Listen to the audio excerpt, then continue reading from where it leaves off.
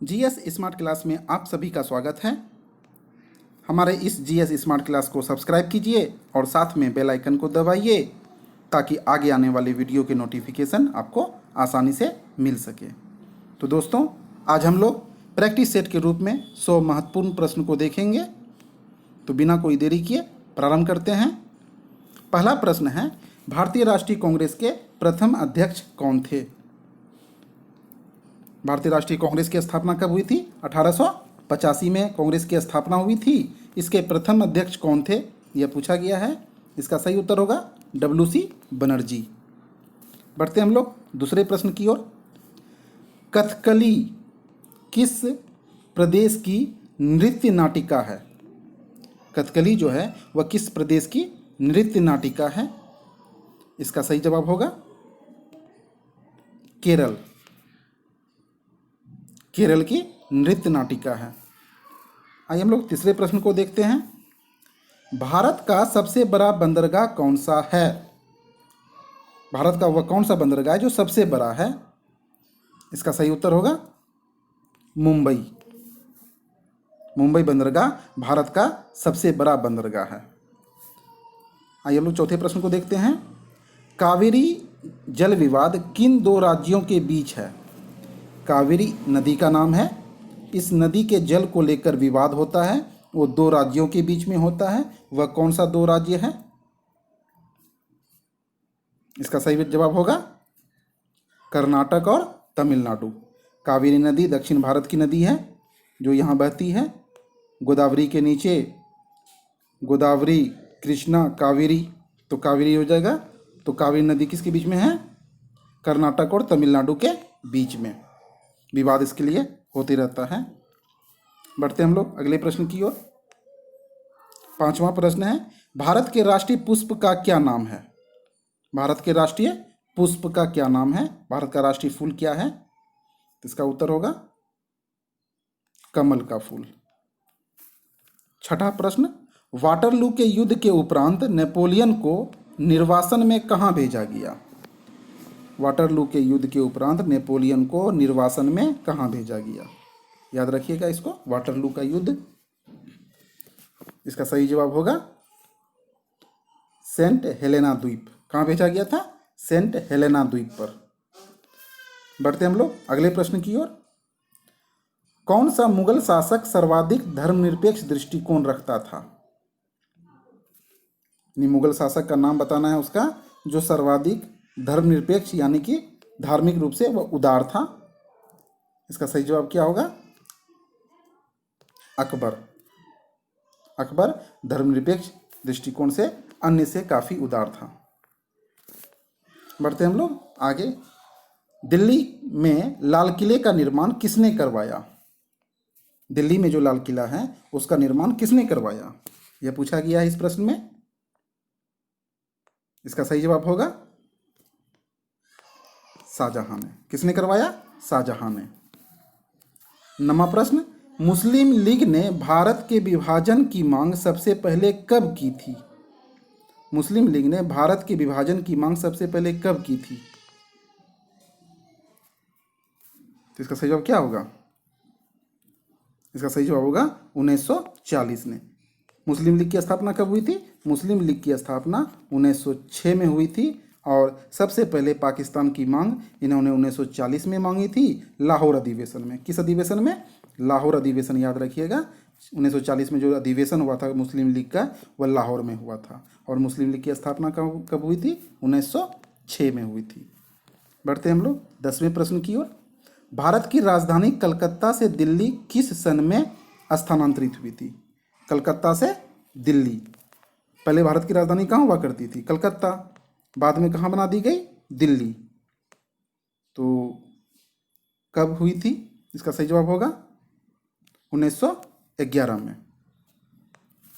बढ़ते हम लोग अगले प्रश्न की ओर। 11वां प्रश्न है, पानीपत का तीसरा युद्ध कब हुआ था? पानीपत का तीसरा युद्ध बताना है। इसका सही जवाब होगा 1761 में। पानीपत का तीसरा युद्ध 1761 में मराठा और अहमद शाह अब्दाली के बीच में हुआ था। किसके बीच में? मराठा और अहमद शाह अब्दाली के बीच में। अगला प्रश्न है, भारत किस दिन गणराज्य घोषित किया गया? क्या घोषित किया गया? गणराज्य।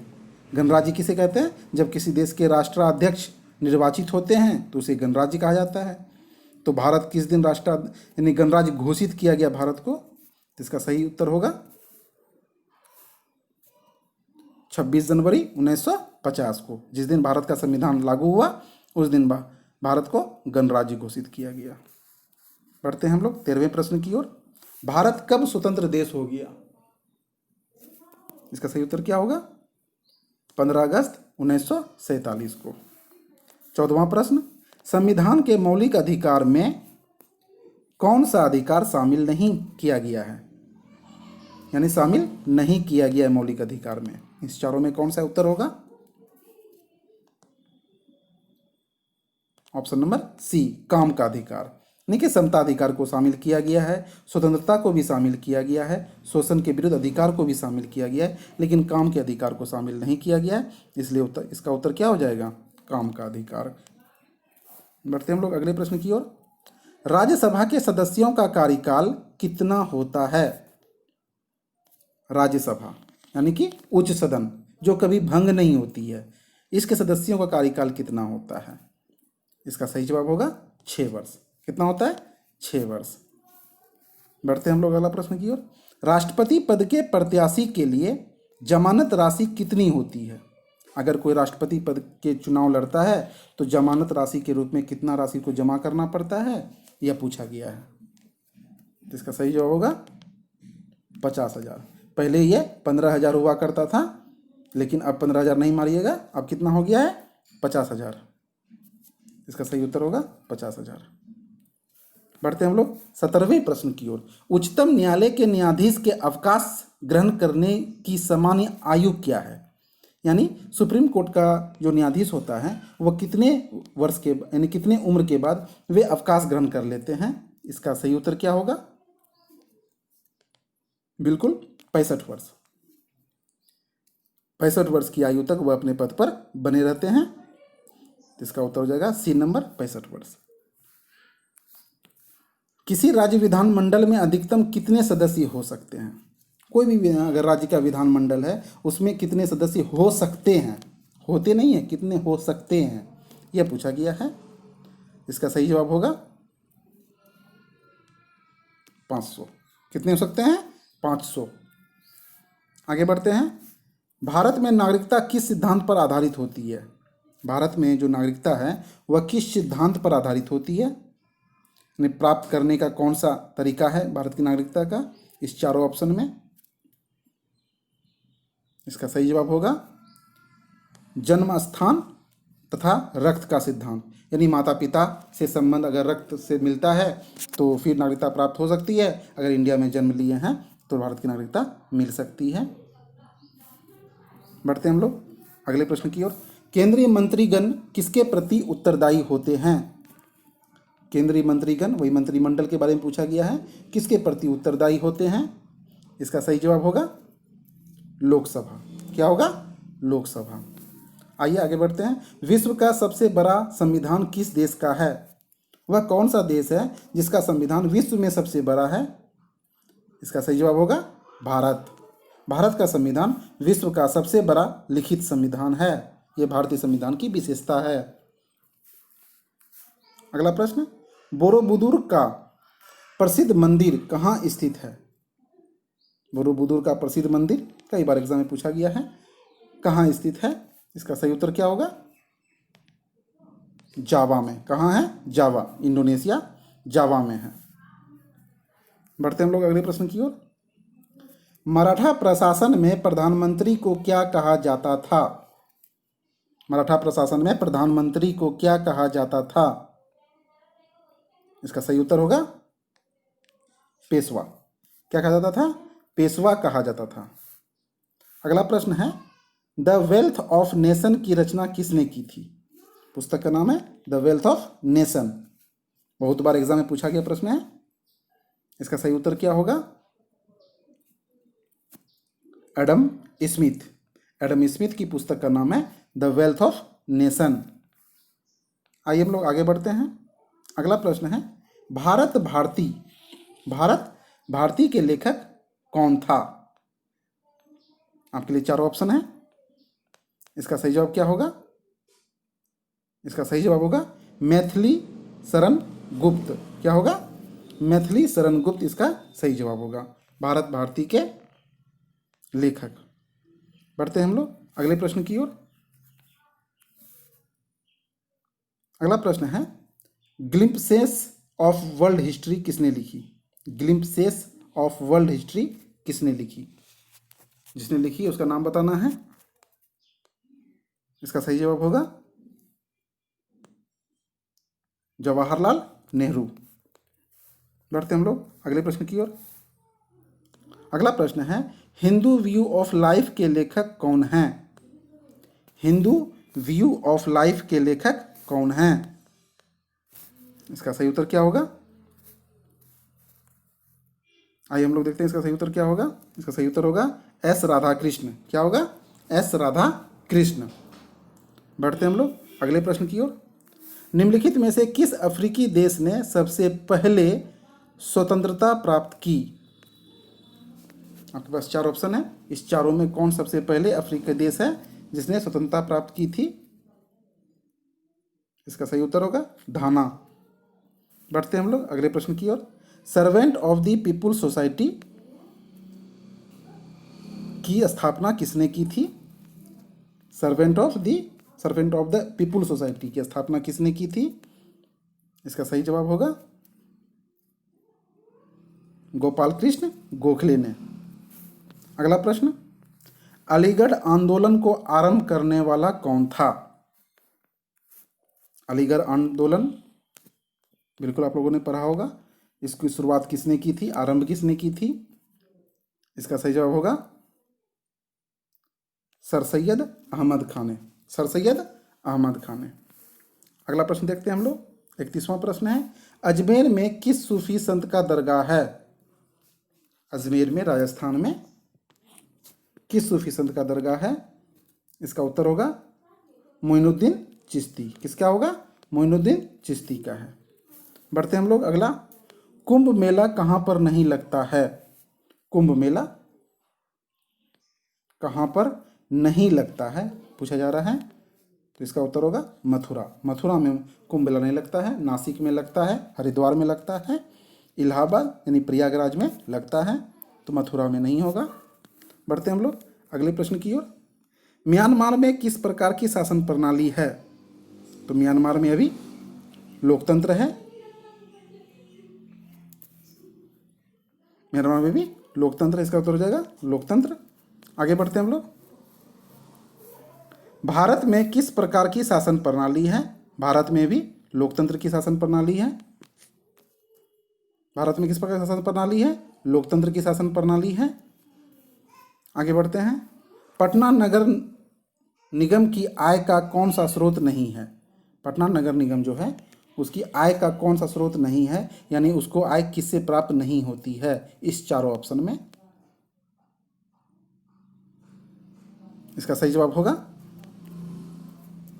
बिक्री कर। क्या होगा? बिक्री कर से पटना नगर निगम को आय प्राप्त नहीं होती है। अगला बढ़ते हैं।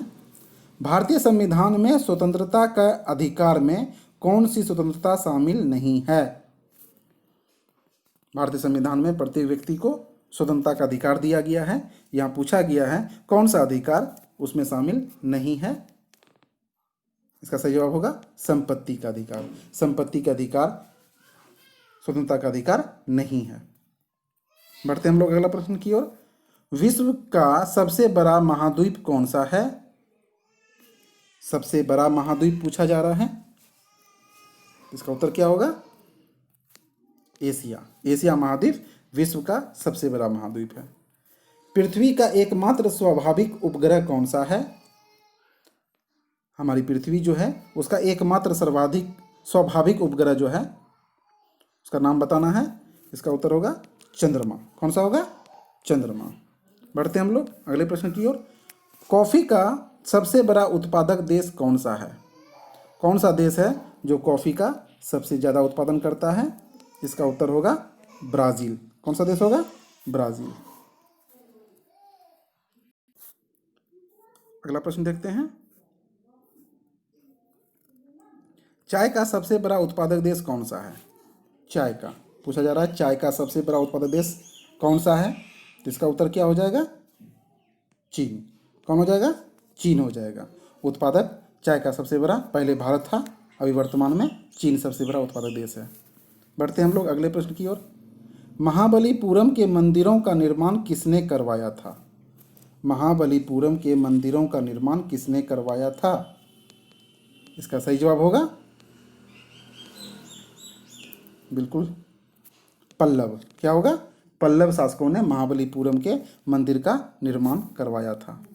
नीदरलैंड हॉलैंड की मुद्रा को क्या कहते हैं? नीदरलैंड हॉलैंड की मुद्रा को क्या कहते हैं?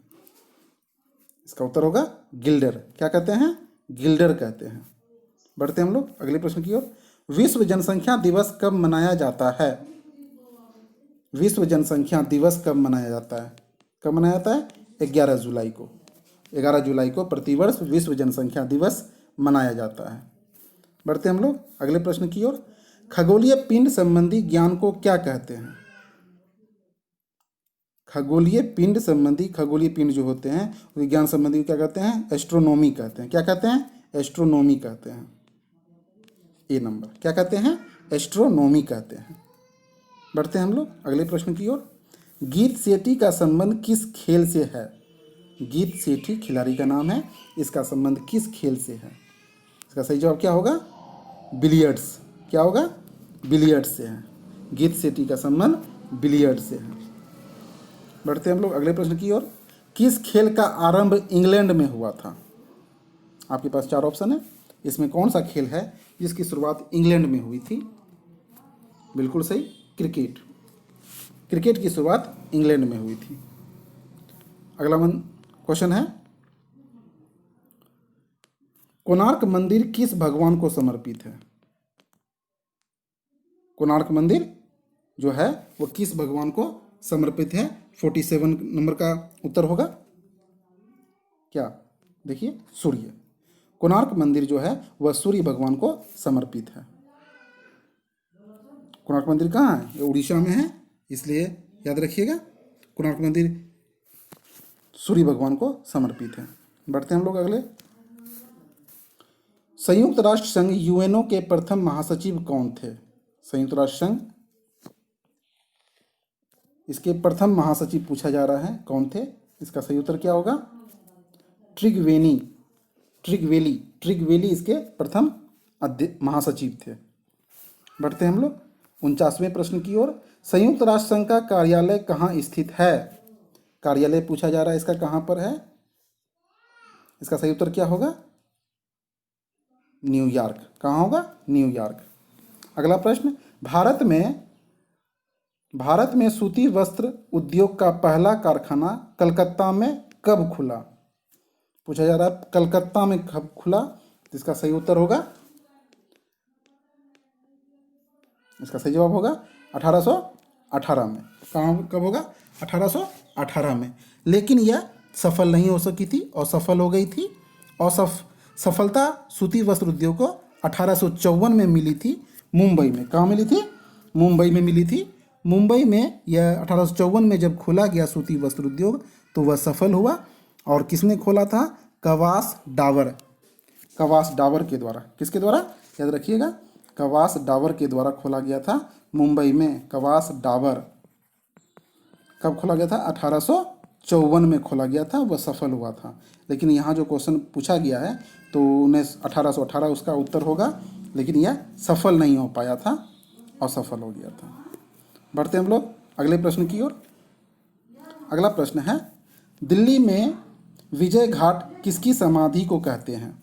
दिल्ली में जो विजय घाट है किसकी समाधि को कहते हैं? इसका सही जवाब होगा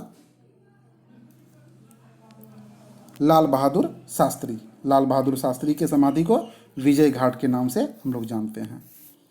भारत में प्रथम दूरदर्शन केंद्र 15 सितंबर 1959 को कहाँ स्थापित किया गया था? प्रथम दूरदर्शन केंद्र, इसका सही जवाब क्या होगा? नई दिल्ली। कहाँ हुआ था? नई दिल्ली में। किसी भारतीय राज्य की प्रथम महिला राज्यपाल,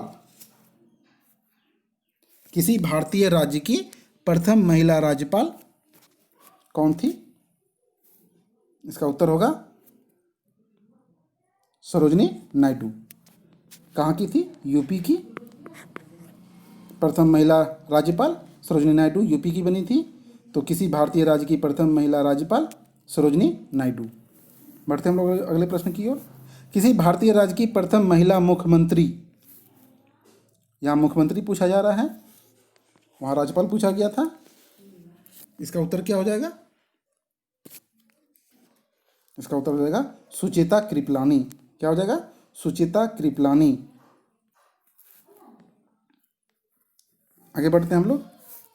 भारत में यह कौन प्रमाणित करता है कि अमुख विधेयक धन विधेयक है?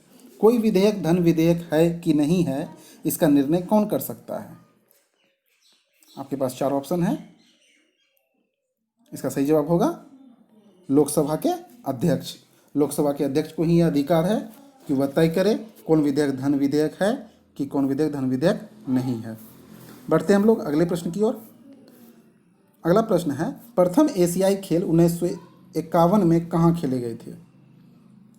प्रथम एशियाई खेल 1951 में कहाँ हुआ था? इसका उत्तर क्या हो जाएगा?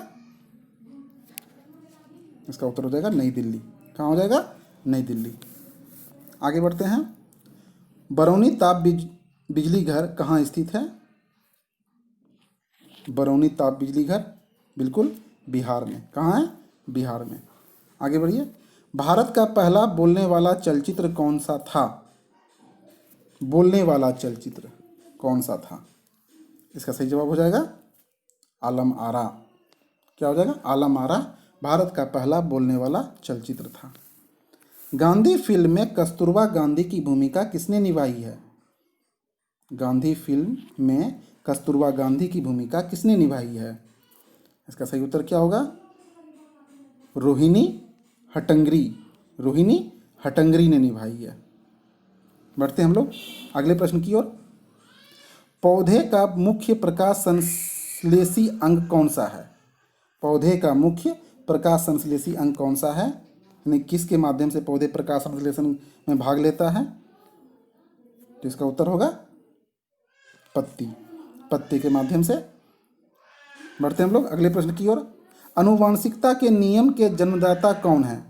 अनुवांशिकता के नियम यानी कि पीढ़ी दर पीढ़ी जो अनुवांशिक रोग एक जनरेशन से दूसरे जनरेशन में जाता है, उसके पिता किसे माना जाता है? जन्मदाता किसे माना जाता है? तो अनुवांशिकता के नियम किसने दिया था सबसे पहले? इसका सही उत्तर होगा ग्रेगर मेंडल। क्या होगा? Gregor Mendel. बढ़ते हैं हम लोग अगले प्रश्न की ओर। अगला प्रश्न क्या है? कौन से हिंदी कवि का संबंध भक्ति परंपरा से था? कौन से पूछा जा रहा है, कौन से हिंदी कवि का संबंध भक्ति परंपरा से था? इसका क्या उत्तर होगा? रसखान। क्या होगा? इसका उत्तर होगा रसखान। अगला प्रश्न देखते हैं हम लोग। एज यू लाइक इट नामक अंग्रेजी पुस्तक किसने लिखी? एज यू लाइक इट नामक अंग्रेजी पुस्तक किसने लिखी थी? इसका सही उत्तर क्या होगा? इसका सही उत्तर होगा विलियम शेक्सपियर। क्या होगा? William Shakespeare. अगला प्रश्न देखते हैं हम लोग। तो इसका उत्तर क्या हो गया? William Shakespeare. आगे बढ़ते हैं। अगला प्रश्न है, कीमतें प्रायः कम होती है। कीमतें प्रायः कम होती है जबकि, कब होती है कीमतें प्रायः, यानी कि कीमतें प्रायः कब होती है, कम होती है जबकि? इसका सही उत्तर क्या होगा? आर्थिक मंदी हो। जब आर्थिक मंदी हो कीमतें प्रायः कम होती है। मुनाफा नहीं होता है, मंदी आ जाती है, कीमतें प्रायः कम हो जाती है, बाजार में सामान की मात्रा बढ़ जाती है जिससे कीमतें प्रायः गिर जाती है। आगे बढ़ते हैं हम लोग। रिजर्व बैंक ऑफ इंडिया की स्थापना कब हुई थी? RBI reserve bank of India Bharat का केंद्रीय बैंक है। इसकी स्थापना कब हुई थी? इसका उत्तर होगा 1 अप्रैल 1935 को। कब होगा? 1 अप्रैल 1935 को। बढ़ते हैं हम लोग अगले प्रश्न की ओर। रिजर्व बैंक ऑफ इंडिया का राष्ट्रीयकरण कब हुआ था? राष्ट्रीयकरण पूछा गया है, उसमें स्थापना पूछा गया था, यहाँ राष्ट्रीयकरण पूछा गया है। इसका उत्तर होगा 1 जनवरी 1949 को। बढ़ते हैं हम लोग अगले प्रश्न की ओर। भारत का केंद्रीय बैंक कौन सा है? अभी आप लोगों को बताया, भारत का केंद्रीय बैंक कौन सा है?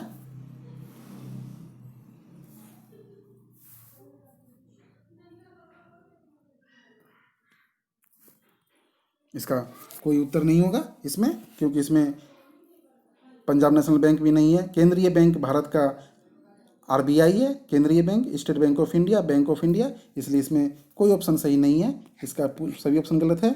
इसके उत्तर होंगे RBI, reserve bank of India Bharat का केंद्रीय बैंक है। बढ़ते हम लोग अगले प्रश्न की ओर। भारत में सबसे अधिक लंबे समय तक रहने वाला मुख्यमंत्री कौन है? भारत में सबसे अधिक लंबे समय तक रहने वाला मुख्यमंत्री कौन है? इसका सही उत्तर होगा ज्योति बसु। कौन हो गया? ज्योति बसु पश्चिम बंगाल के मुख्यमंत्री रहे थे सबसे लंबे समय तक, तो इसका उत्तर होगा ज्योति बसु। बढ़ते हम लोग अगला प्रश्न। सर्वोच्च न्यायालय के किस न्यायाधीश पर महाभियोग चलाया गया था? सर्वोच्च न्यायालय के न्यायाधीश का नाम बताना है जिस पर महाभियोग चलाया गया था। इसका सही जवाब होगा रामास्वामी। क्या होगा? रामास्वामी। यह महाभियोग सफल नहीं हुआ था, क्योंकि प्रस्ताव जब लाया गया था तो प्रस्ताव ही असफल हो गया था, इसलिए रामास्वामी। ये घटना 1991 की है। प्रस्ताव लोकसभा में लाया गया लेकिन प्रस्ताव पास नहीं हो सका, इसलिए यह भी याद रखें। आगे बढ़ते हैं हम लोग। प्रतिभूति घोटाले की जांच करने वाली संयुक्त संसदीय समिति की अध्यक्षता किसने की थी? प्रतिभूति घोटाले बहुत प्रसिद्ध घोटाला है कि जांच करने वाली संयुक्त संसदीय समिति की अध्यक्षता किसने की थी? इसका उत्तर होगा बिल्कुल रामनिवास मिर्धा। बढ़ते हैं हम लोग अगले प्रश्न की ओर। औद्योगिक क्रांति कहाँ आरंभ हुई थी? औद्योगिक क्रांति विश्व में सबसे पहले कहाँ आरंभ हुई थी? इंडस्ट्रियल रिवॉल्यूशन कहाँ आया था सबसे पहले? बिल्कुल इसका उत्तर होगा इंग्लैंड। आगे बढ़ते हैं हम लोग। बिहार के किस जिले में साक्षरता का प्रतिशत सर्वाधिक है?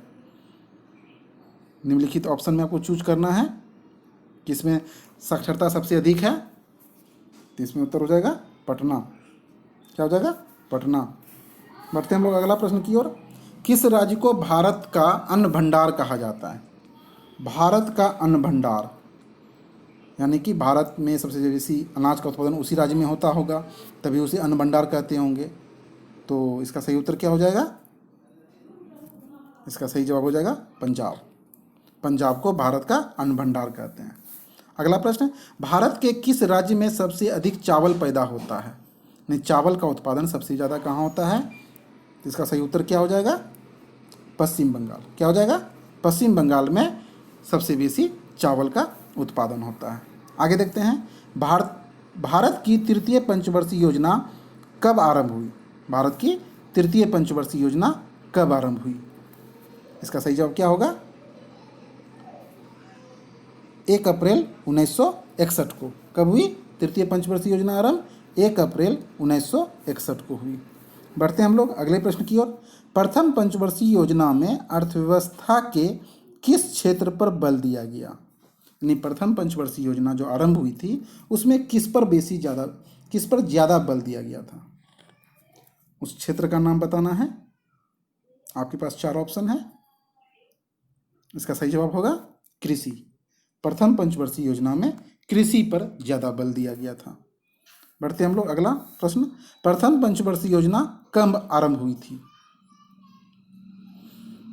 प्रथम पंचवर्षीय योजना कब आरंभ हुई थी यह बताया, पूछने का प्रयास किया गया है। इसका सही जवाब होगा 1 अप्रैल 1951 को। कब हुई थी? 1 अप्रैल 1951 को प्रथम पंचवर्षीय योजना की शुरुआत हुई थी। क्षेत्रीय ग्रामीण बैंक की स्थापना भारत में कब की गई थी? क्षेत्रीय ग्रामीण बैंक, किसका क्षेत्रीय ग्रामीण बैंक की स्थापना भारत में कब की गई थी? इसका सही जवाब होगा 2 अक्टूबर 1975 को। कब हुआ था? 2 अक्टूबर 1975 को क्षेत्रीय ग्रामीण बैंक की स्थापना की गई थी। अगला प्रश्न, पंचवर्षीय योजना का अनुमोदन करने वाला सर्वोच्च निकाय कौन सा है? जो पंचवर्षीय योजना बनती है उसका अनुमोदन करने वाला सर्वोच्च निकाय कौन सा है? तो इसका सही जवाब क्या होगा?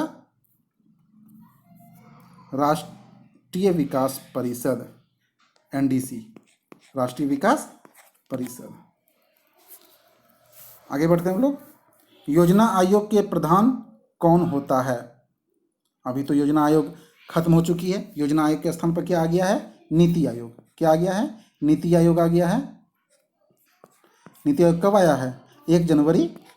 नीति आयोग योजना आयोग के स्थान पर कब आया है? तो 1 जनवरी, याद रखिएगा, ये भी पूछा गया है। 1 जनवरी 1915, सॉरी 1 जनवरी 2015, 1 जनवरी 2015 को योजना आयोग के स्थान पर नीति आयोग को लाया गया है। तो यहाँ प्रश्न है, योजना आयोग का प्रधान कौन होता है? इसका सही आंसर क्या हो जाएगा? प्रधानमंत्री। और नीति आयोग का भी अध्यक्ष कौन होता है? प्रधानमंत्री ही होते हैं।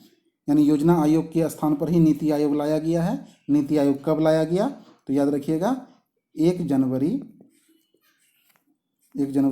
2015 को लाया गया नीति आयोग। बढ़ते हैं हम लोग अगले प्रश्न की ओर। योजना आयोग का गठन कब किया गया था? योजना आयोग का गठन कब किया गया था? आपके पास 4 ऑप्शन है। इसका उत्तर हो जाएगा 15 मार्च 1950। क्या हो जाएगा? 15 मार्च 1950। बढ़ते हैं हम लोग अगले प्रश्न की ओर। संविधान के 42वें संविधान संशोधन में किस विषय को राज्य सूची से समवर्ती सूची में हस्तांतरित किया गया? पूछा जा रहा है 42वें संविधान संशोधन से किस विषय को राज्य सूची से समवर्ती सूची में हस्तांतरित किया गया? इसका सही जवाब क्या होगा? शिक्षा। इसका सही जवाब होगा शिक्षा। शिक्षा जो थी पहले राज्य सूची का विषय था, इसको अब समवर्ती सूची में शामिल कर दिया गया है। किस संविधान संशोधन के द्वारा? 42वां संविधान संशोधन के द्वारा। अगला प्रश्न, राज्य का उच्चतम विधि अधिकारी कौन होता है? किसी भी राज्य का उच्चतम विधि अधिकारी क्या कहलाता है?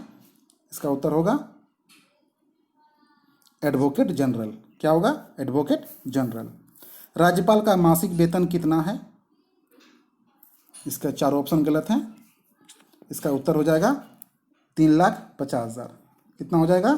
3,50,000। अभी वर्तमान में राज्यपाल को 3,50,000 रुपया मासिक वेतन मिलता है। ठीक है दोस्तों आगे बढ़ते हैं। राज्यपाल नियुक्त होने के लिए कम से कम कितनी आयु होनी चाहिए? कोई व्यक्ति कितने वर्ष का हो तब वो राज्यपाल पद के लिए योग्य माना जा सकता है?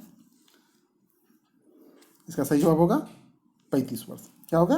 35 वर्ष। आगे बढ़ते हैं। राज्य का मुख्यमंत्री किसके प्रति उत्तरदायी होता है? किसी भी राज्य के मुख्यमंत्री जो होते हैं वह किसके प्रति उत्तरदायी होते हैं? इसका सही जवाब होगा उस राज्य के विधानसभा के प्रति। किसके प्रति? उस राज्य के विधानसभा के प्रति। राज्य के राज्यपाल अपने कार्यों के लिए किसके प्रति उत्तरदायी होते हैं? राज्य का जो राज्यपाल होते हैं वो अपने कार्यों के लिए किसके प्रति उत्तरदायी होते हैं? इसका सही जवाब होगा बिल्कुल सही, राष्ट्रपति के प्रति। आगे बढ़ते हैं। राज्य के उच्च न्यायालय के न्यायाधीश की अवकाश प्राप्ति की आयु क्या है? यानी हाईकोर्ट के न्यायाधीश जो होते हैं उसके अवकाश की आयु क्या रखी गई है? आपके पास 4 ऑप्शन है। इसका सही जवाब होगा 62 वर्ष। क्या होगा? 62 वर्ष। कोई भी 62 वर्ष की आयु तक ही हाईकोर्ट के जज के रूप में कार्य कर सकता है। आगे बढ़ते हैं। किसी राज्य में सामान्यतः किसके परामर्श पर राष्ट्रपति शासन लागू किया जाता है? अगर किसी राज्य में राष्ट्रपति शासन लागू करना है तो उसका परामर्श कौन देता है? इसका सही जवाब क्या होगा? राज्यपाल। क्या होगा? राज्यपाल के कहने पर ही राष्ट्रपति द्वारा उस राज्य में राष्ट्रपति शासन लगाया जाता है। गोवा राज्य किस उच्च न्यायालय के क्षेत्राधिकार में है? यानी कि गोवा राज्य को अपना उच्च न्यायालय नहीं है, वह किस उच्च न्यायालय के अंदर में अपनी कार्रवाई को करता है? तो इसका सही जवाब क्या होगा? बिल्कुल सही, मुंबई। मुंबई उच्च न्यायालय के अंतर्गत गोवा का क्षेत्र आता है। आइए आगे बढ़ते हैं। राज्य के राज्यपाल को उसके पद से कौन हटा सकता है? राज्य का राज्यपाल जो है उसको उसके पद से कौन हटा सकता है? तो इसका सही जवाब क्या होगा? आपके पास चारों ऑप्शन है। राष्ट्रपति। कौन हटा सकता है? राष्ट्रपति ही किसी राज्य के राज्यपाल को उसके पद से हटा सकते हैं। आगे बढ़ते हैं। राज्य के राज्यपाल की नियुक्ति साधारणतः कितने वर्षों के लिए होती है?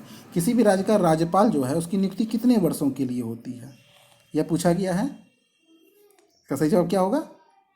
5 वर्ष। यानी कि कोई भी राज्यपाल 5 वर्ष के लिए ही साधारणतः नियुक्त किए जाते हैं। आगे बढ़ते हैं। कौन सा प्रसिद्ध हिंदी कवि संसद का सदस्य था? उस हिंदी कवि का नाम बताना है जो भारत के संसद का सदस्य भी रह चुका है।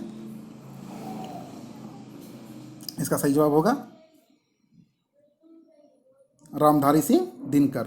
रामधारी सिंह दिनकर बिहार के थे, रहने वाले थे, ये संसद सदस्य भी थे। बढ़ते हैं हम लोग अगले प्रश्न की ओर। Letters from a father to his daughter किसने लिखी थी? याद रखिए, ये बुक का नाम है letters from a father to his daughter. किसके द्वारा लिखी गई थी? इसका सही जवाब होगा जवाहरलाल नेहरू। जवाहरलाल नेहरू के द्वारा लिखी गई थी। आगे बढ़ते हैं। गुगली शब्द किस खेल से संबंधित है? गुगली, बिल्कुल आप लोगों ने सुना होगा। इसका सही जवाब होगा क्रिकेट। क्या होगा? क्रिकेट। गुगली शब्द जो है वह क्रिकेट से संबंधित शब्द है। ध्यानचंद का संबंध किस खेल से था? ध्यानचंद का संबंध किस खेल से था? बिल्कुल हॉकी। ध्यानचंद को हॉकी का जादूगर भी कहा जाता है। चेकमेट शब्द किस खेल से संबंधित है? चेकमेट शब्द किस खेल से संबंधित है? इसका उत्तर होगा बिल्कुल शतरंज से संबंधित है चेकमेट। अगला प्रश्न। डायमंड किस खेल के परिसर को कहा जाता है? डायमंड किस खेल के परिसर को कहा जाता है? इसका सही जवाब क्या होगा? बिल्कुल बेसबॉल। क्या होगा? बेसबॉल के परिसर को डायमंड कहा जाता है। आगे बढ़ते हैं। निम्नलिखित में से कौन सा केंद्रीय विश्वविद्यालय नहीं है? सेंट्रल यूनिवर्सिटी नहीं है, नहीं पूछा जा रहा है, याद रखिएगा। इसका उत्तर होगा बिल्कुल पटना विश्वविद्यालय। पटना यूनिवर्सिटी जो है वह केंद्रीय विश्वविद्यालय अभी नहीं बने हैं, लेकिन मांग की जा रही है बिहार सरकार के द्वारा। आगे बढ़ते हैं। लास्ट प्रश्न है इस वीडियो का। दक्षिण एशियाई क्षेत्रीय सहयोग संगठन यानी सार्क का मुख्यालय कहाँ स्थित है? इसका सही जवाब होगा काठमांडू। सार्क का मुख्यालय कहाँ है? काठमांडू। तो दोस्तों, हमारा ये वीडियो कैसा लगा हमें कमेंट बॉक्स में बताइए, और आपने कितने प्रश्नों का सही जवाब दिया यह भी हमें बताइए, और हमारे चैनल को सब्सक्राइब कीजिए और दोस्तों के बीच शेयर कीजिए। धन्यवाद।